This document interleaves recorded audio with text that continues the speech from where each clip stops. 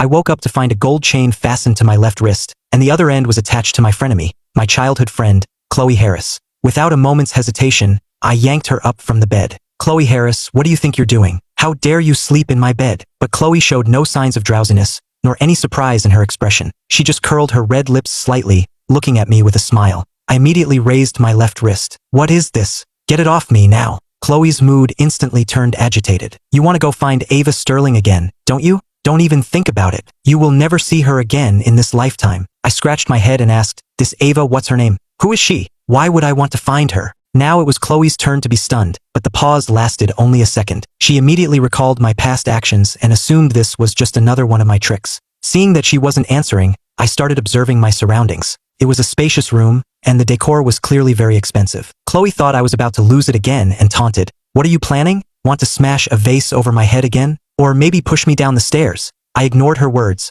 quickly scanning the environment, my mind filled with a string of questions. Where is this? Your house? But I remember your house doesn't look like this. And how did I get here? Why am I tied to you? Why were we in the same bed? What did you do to me? You don't know where this is? She sneered. This is the house you bought behind my back, hiding it from me. What was the meaning of that? Suddenly, I saw something strange. Lines of translucent text appearing out of thin air. Here we go. The main character is pretending to have amnesia to trick his villainous wife again. I feel for CEO Harris just for a second. How long will this act last? I bet less than a day. The second female lead has definitely seen through it. This is the third time he's pulled this. She's not going to fall for it again. By the way, has Ava Sterling made an appearance today? No? Thumbs down. What's so great about the female lead anyway? Can't he just pay attention to our poor second lead wife? Female lead, villainous wife. I recognized every word, but strung together they sent a chill down my spine. This sense of absurdity. Did I get transported to another world? No, I'm still me, and the woman across from me is my childhood friend, the one I've always clashed with, Chloe Harris. You don't remember Ava Sterling? Then what do you remember? She pressed. I didn't answer her question, retorting instead, I'm married? You're my wife? How is that possible? Ethan Carter, if you want a divorce, it's absolutely impossible. Her tone was resolute. I will never let you be with Ava Sterling, not even in death. Even if I die, you can forget about being with her. I'm not even 20 yet. How could I be married? It must be a fake certificate. This marriage isn't legal. How old are you this year? 19. Chloe's pupils contracted slightly, her heart jolting, but she quickly regained her composure. Ethan, I can't be bothered to waste time with you. Stop acting. How many times have you pretended to have amnesia? Even if you're not bored of it, I am. Just stop trying to find Ava Sterling. She doesn't really love you. I don't have amnesia. Yesterday I ran the 800-meter race at the track meet, won first place, and then twisted my ankle while I was showing off to you. But as for what's happening now, I guess I don't really remember. The more Chloe listened, the stranger her expression became. Her eyes locked on me. Ethan met Ava Sterling shortly after that. If he really has amnesia, then it's normal that he wouldn't know who she is. You're not 19 this year, she said slowly. You're 26, and we've been married for 4 years. For whole years. I don't believe you. I'm clearly only 19, and how could I have married you? You used to say you wouldn't like me even if all the other men in the world dropped dead. For today, I'll choose to believe you. But if I find out you're lying to me again, next time it won't be just a chain I used to lock you up. I looked at the chain and asked Chloe curiously, is this chain real gold or an alloy? It's real, but it's 18-karat gold. So it's still an alloy? You got my hopes up for nothing. Chloe's voice softened a little. If there's anything you want to buy, just tell me, and I'll get it for you. Have you had a change of heart? It used to be so hard to get any pocket money from you, always saying your money is your husband's money. But now you're so generous. You are my husband now. How could I have married you? Are you crazy or am I? You're not lying to me, are you? Chloe grabbed the marriage certificate from the nightstand and tossed it to me. It was real, complete with an official seal.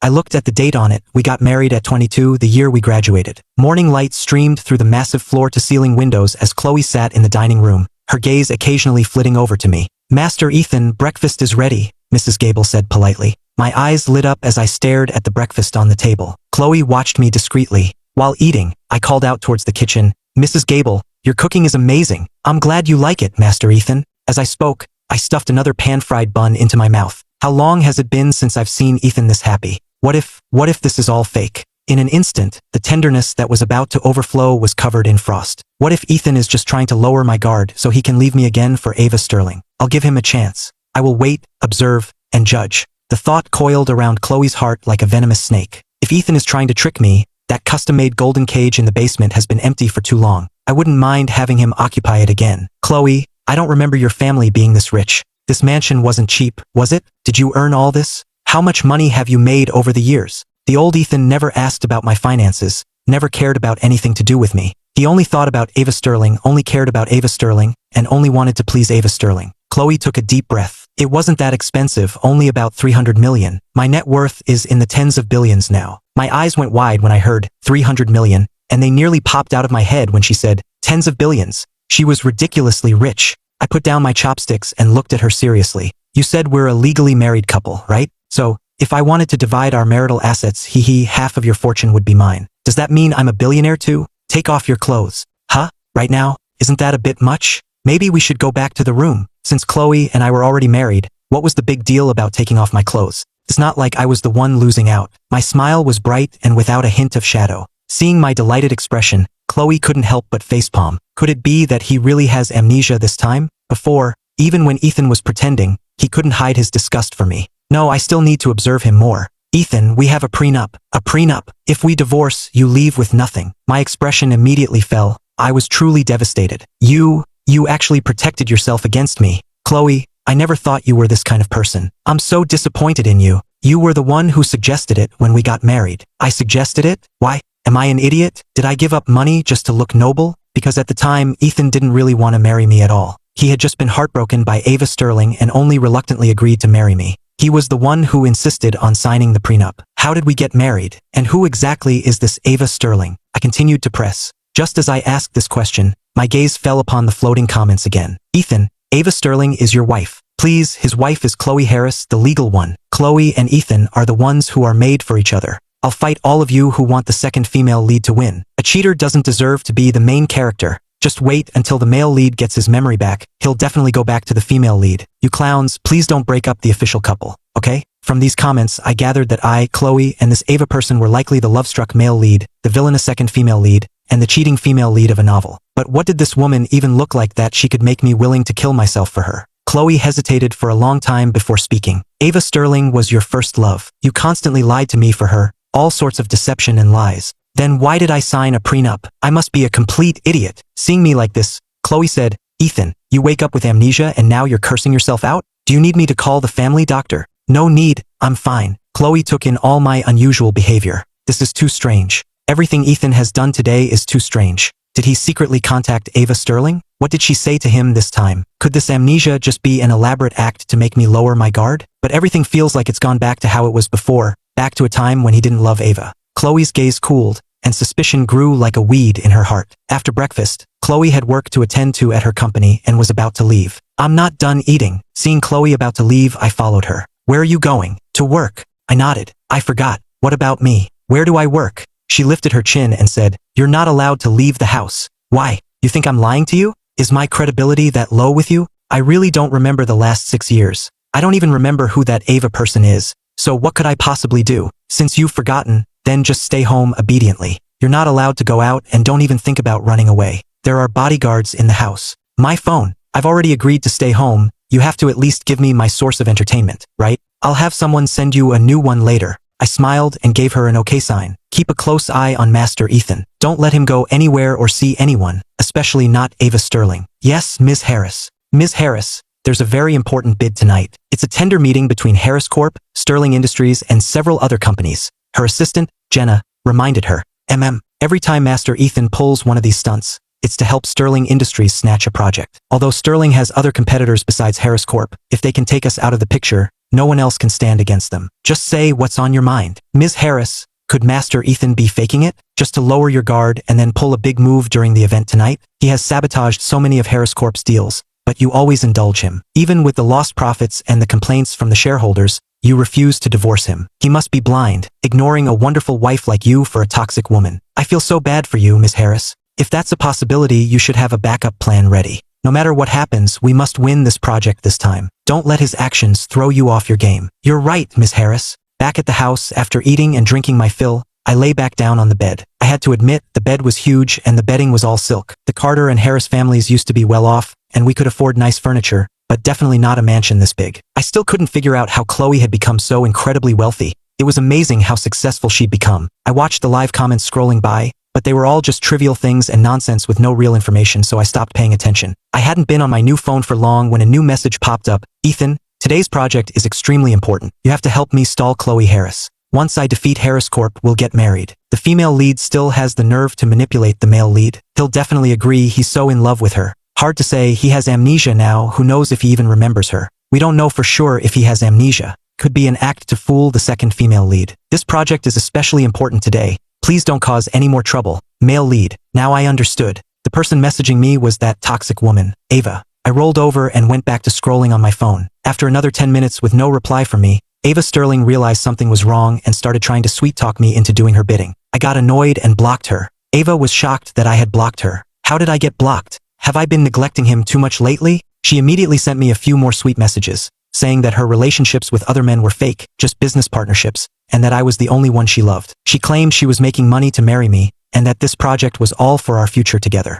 I replied directly to her, Venmo me $50,000. Let's see what you've got. Ava's tone changed instantly. Ethan, you've changed. You were never this materialistic before. You used to be as pure, wonderful, and kind as fresh snow. Have you been spending too much time with Chloe Harris? Has she influenced you? You need to get away from her. I'm working hard for our future. Why can't you help me and be more understanding? I frowned, falling into self-doubt and muttering to myself. Could I really have liked such an arrogant woman? Did I travel through time or do I just have amnesia? But either way, there's no way I could like someone so full of herself. I couldn't be bothered to waste words on such an idiot, so I blocked her phone number too and went back to playing on my phone. On the way to the bid, the Harris family's housekeeper, Mrs. Gable, called Chloe. Hello, Mrs. Gable? Miss Chloe. Master Ethan is at home vomiting and has a terrible stomachache. He's in so much pain he's rolling on the floor. Where's the family doctor? I just called him, he's on his way. Master Ethan wanted to call an ambulance, but the bodyguards wouldn't let him, saying they needed your permission. Tell those idiots to call 911 right now.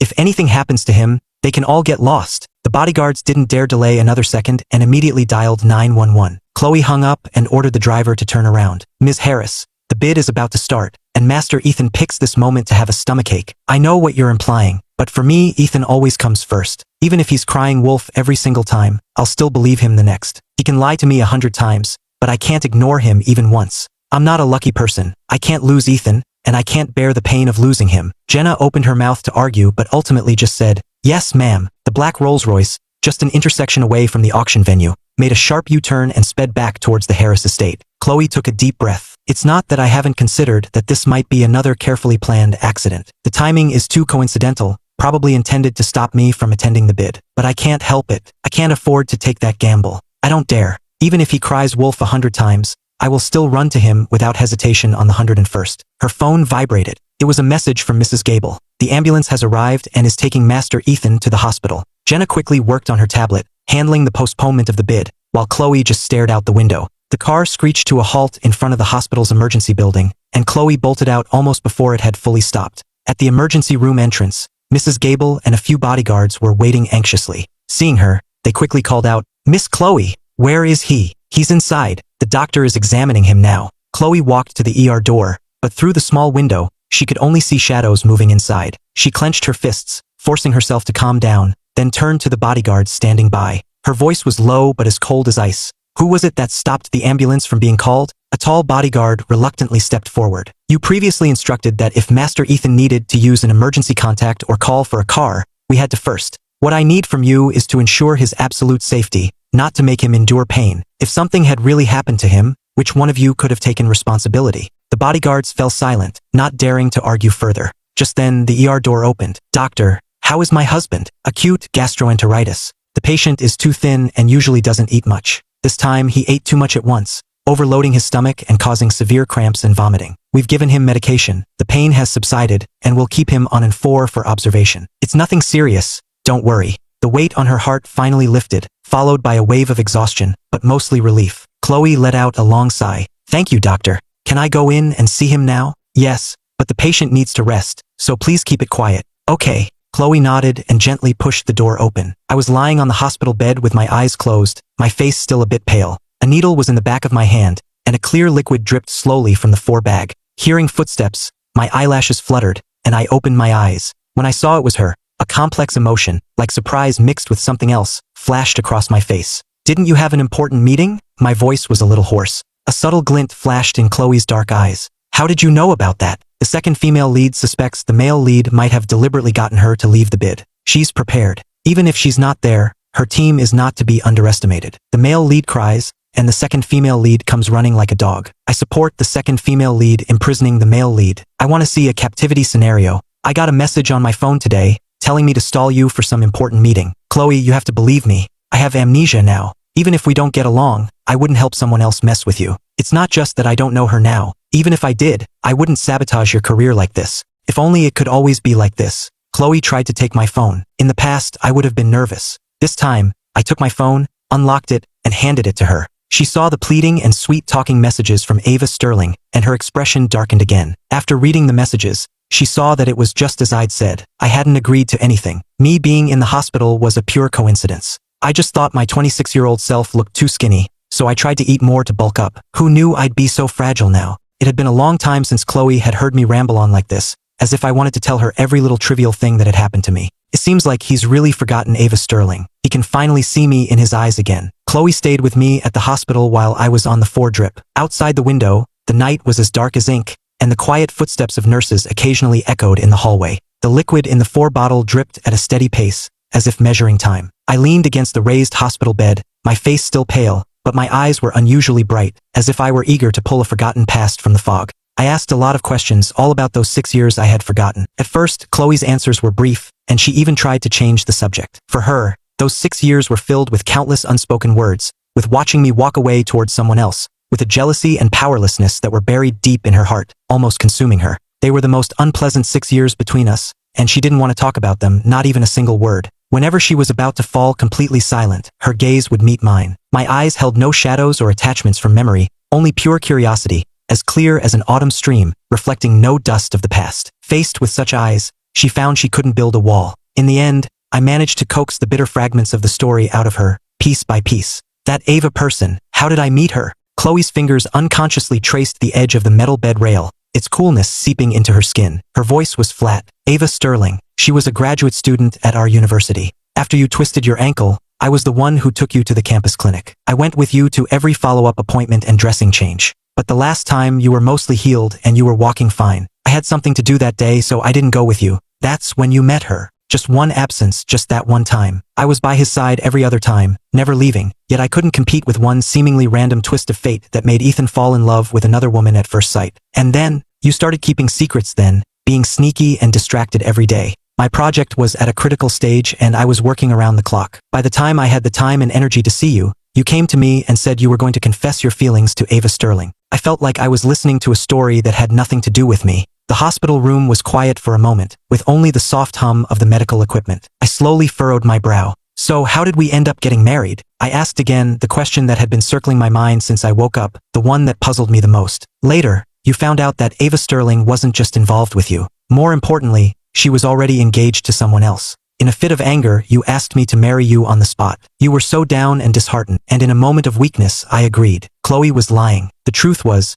she was the one who had been pining for me, and I had been completely in the dark, totally misunderstanding our relationship. Just when she was filled with regret, I had given her an opportunity. I shot up from my leaning position, my voice rising sharply with shock and anger, pulling at the needle in the back of my hand. At first, I was in disbelief, then a wave of absurdity washed over me, and I didn't know what expression to make. I asked Chloe about the past 6 years. I wanted to hear her answer, but I was even more curious about what the live comments would say. The main couple fell in love at first sight. The childhood friend never stood a chance against the newcomer. The second female lead's loss was justified. The female lead is fake with everyone else, but she's real with the male lead. Give me a break. The female lead flirts with everyone, and the male lead has had so many breakdowns because of her. As the heir to Sterling Industries, with her father having so many illegitimate children, of course she has to secure power first. The engagement is just a tool. Besides the male lead, it's all an act. An act? Then why didn't she break off her engagement and get with the male lead? When he was getting cancelled online for being a homewrecker, she just hid. You call that love? Listening to Chloe's concise but information-packed account, the story of Ava Sterling over the past 6 years slowly formed a complete picture in my mind. In the end,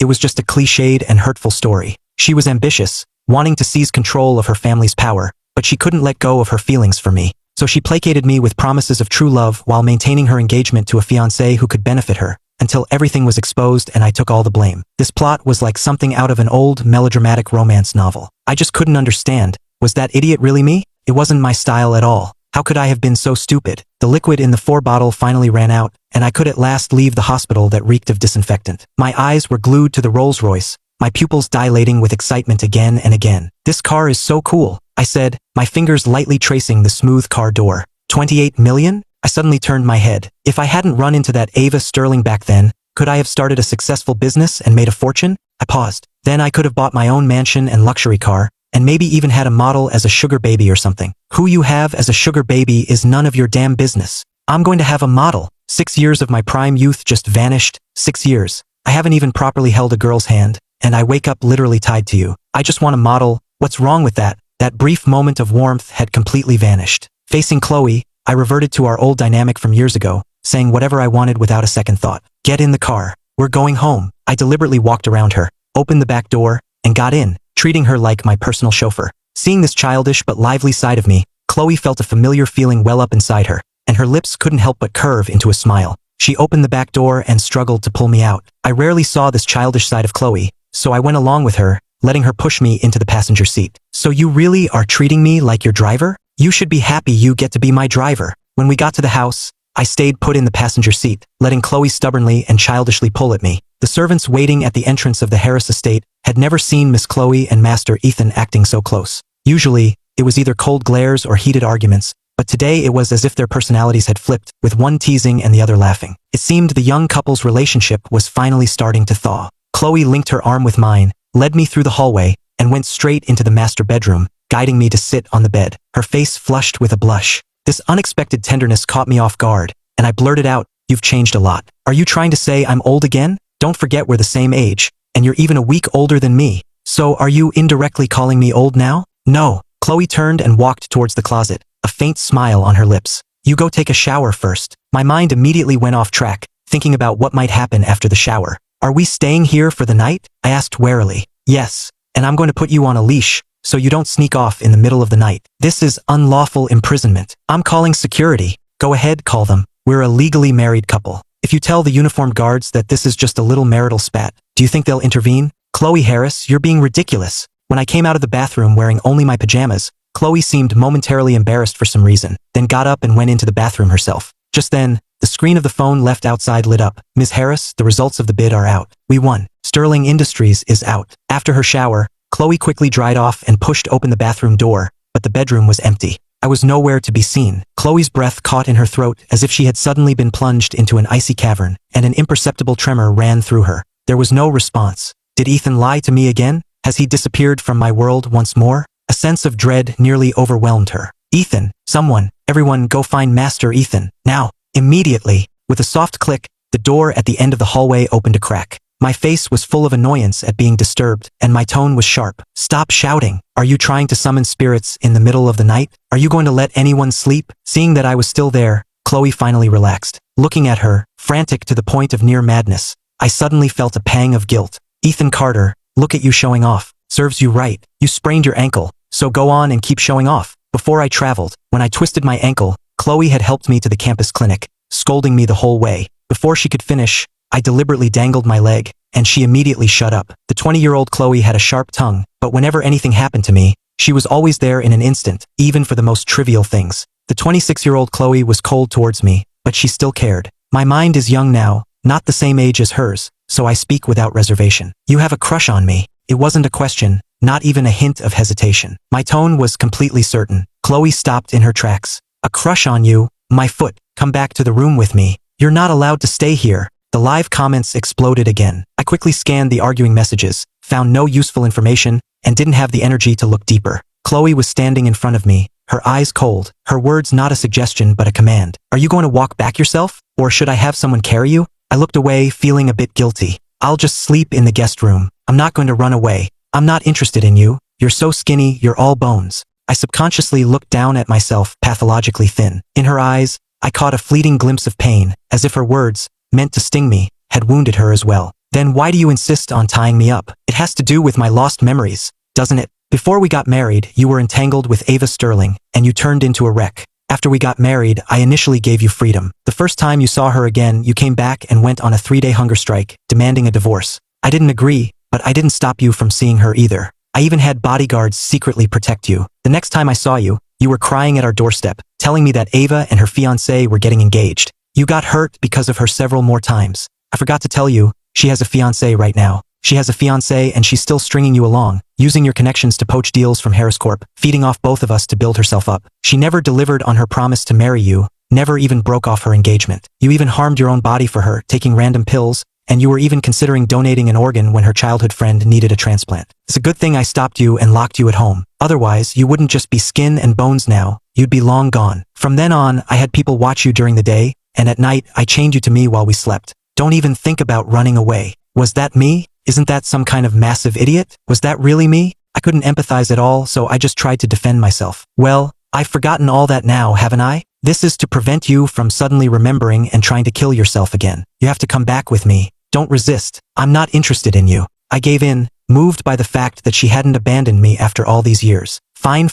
Looking at myself, I'm not that interested either. Although Chloe had a sharp tongue, she was family who had stuck by me through thick and thin. Chloe led me back to the master bedroom and skillfully chained us together. She kept her word, sleeping on the far side of the bed. Ah, Chloe, this bed is so comfortable. You've had a long day. Go to sleep, she ordered. The next morning, the faint clinking sound was unusually clear in the quiet room. Chloe was already up, moving quietly, but the metallic sound still pierced the edge of my consciousness. So noisy. I don't have morning classes. Can't you let me sleep? Get up and eat breakfast first, a woman's voice said. If you want to sleep, you can sleep after you've eaten. A woman in my dorm room? Then, the fragments of memory suddenly clicked into place, and I shot up as if I'd been burned. Your memory is pretty good, still remembering you don't have morning classes. I didn't respond, sitting on the bed in a deeper daze, lost in thought. The events of 6 years ago felt like yesterday, but the woman in front of me, and the subtle differences in my own body, were silently telling me that 6 years had indeed passed. This wasn't right, not right at all. Amnesia involves forgetting, but how could I remember the distant past in perfect detail while losing the entire 6 years in between? A more bizarre,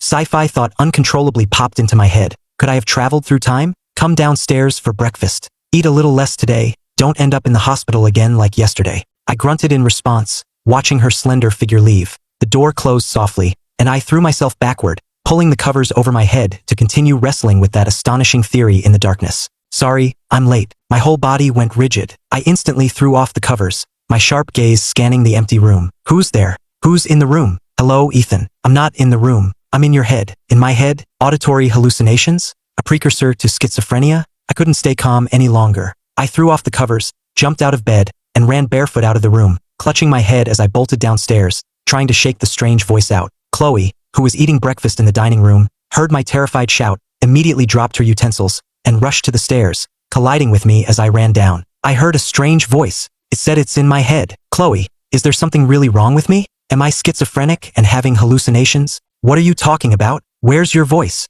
I grabbed her arm like a lifeline, speaking rapidly, my voice trembling. Chloe just frowned slightly, looking at me in confusion. Are you deaf? My frantic explanation came to a halt. I'm worried about you, and you call me deaf? I just said all that, and you didn't hear a word? You heard me when I called you deaf, so your hearing seems fine. You really didn't make any sound just now. Amnesia, hallucinations, and now signs of aphasia? Come on, we're going to the hospital right now. She didn't dare to delay. Host, don't be afraid. I'm not a creep, and you're not schizophrenic. I am System 0137. System 0137? My chaotic thoughts were suddenly steered in a completely new direction by this unexpected term. Yes, host. My apologies. I was supposed to introduce myself yesterday, but headquarters called an urgent meeting, so I'm only just now joining you. Also, you cannot directly mention my existence to others. Any related statements will be automatically blocked. We can communicate directly in your mind, which is both safe and prevents you from being seen as mentally unstable. So that was it. It wasn't that Chloe was deaf. My words were being blocked.